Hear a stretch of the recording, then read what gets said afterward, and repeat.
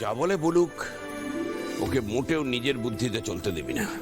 সেটা তো জানি দাদু, আমি চেষ্টাও করছি।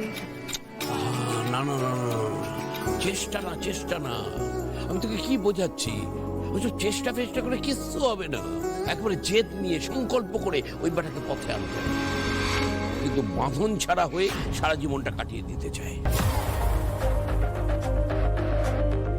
তুই ওকে বাঁধবি, বেঁধে নিয়ে আসবি এই সংসারের মধ্যে, এই পরিবারের মধ্যে।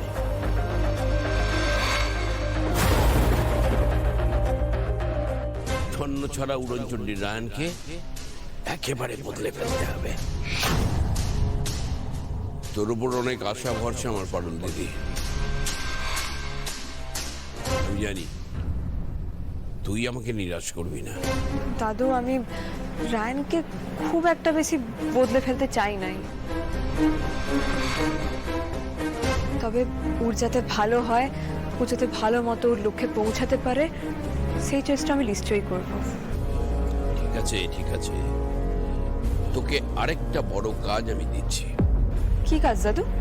একটা হেলথ ইন্স্যুরেন্স আছে যেটা আমি বাড়ির সকলের জন্য করিয়েছি, কিন্তু ওই অপদার্থ ছেলে ফর্মে সই করেনি বলে ওর জন্য আমি করাতেই পারি। তোকে ওই ইন্স্যুরেন্স ফর্মে ওকে দিয়ে সই করিয়ে আনতে হবে। কেন হেলথ ইন্স্যুরেন্সের কাগজে সই করালে? কেন? ইন্স্যুরেন্স থাকলে তো ওরই ভালো হবে। কি ওকে বোঝাবে? ওর আত্মসম্মান, ইগো এসবে লেগে গেল কিনা আমি ওকে বকাবকি করেছি। কবে দাদু? কি ঘটনা হয়েছিল? সে আছে এক ঘটনা। ওই রায়ান কলেজে ভর্তি হওয়ার পর ওর বাবা আহ্লাদ করে ওকে একটা বাইক কিনে দিয়েছিল। আমি সেই বাইকটা দেখে একটু বকাবকি করেছিলাম।